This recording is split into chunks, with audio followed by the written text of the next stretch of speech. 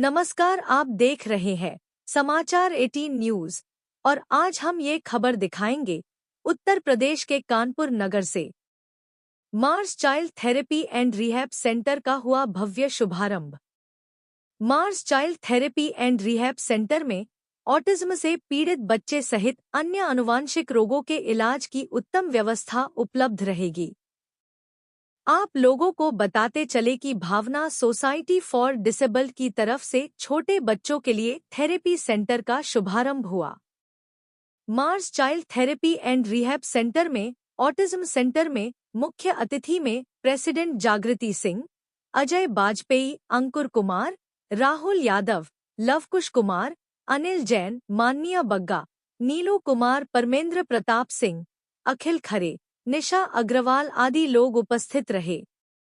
उत्तर प्रदेश के कानपुर नगर से state bureau chief Achin Arora की खास रिपोर्ट।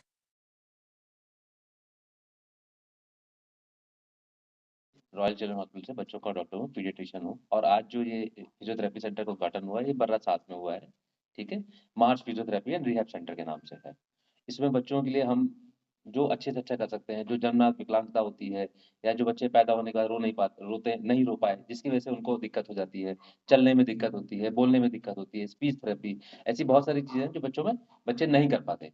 उन्हीं सब के लिए हमने ये इस थेरेपी सेंटर खोला हुआ। ये जो थेरेपी सेंटर खोला है कितने साल के बच्चे आके यहाँ पे अपना इलाज करा सकते हैं?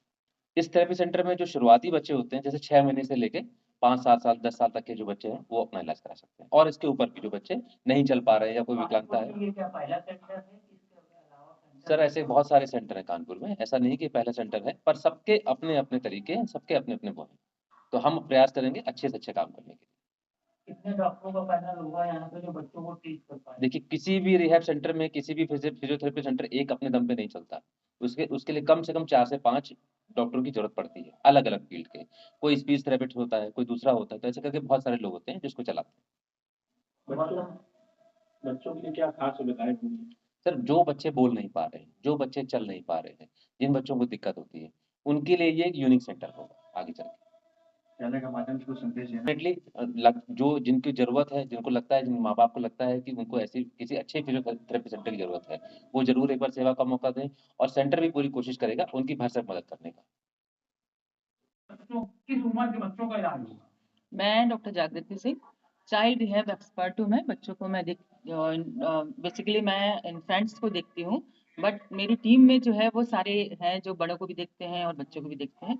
आज का ये सेंटर जो है हमारा बेसिकली अर्ली इंटरवेंशन के तहत ये सेंटर खोला गया है कि इस एरिया के जो बच्चे हैं उनको सुविधाएं मिल सके, क्योंकि ये सभी जानते हैं कि जब बच्चा जैसे-जैसे बड़ा होता जाता है, 3 साल 4 साल का हो गया और सेरेब्रल पाल्सी से ग्रसित बच्चों के लिए मेरा ये सेंटर है। तो उनको टाइम चाहिए होता है, हो सकता है 4 साल का 5 साल का वो चल नहीं पाता बच्चा, तो पेरेंट्स को इधर-उधर लाने ले जाने में दिक्कत होती है।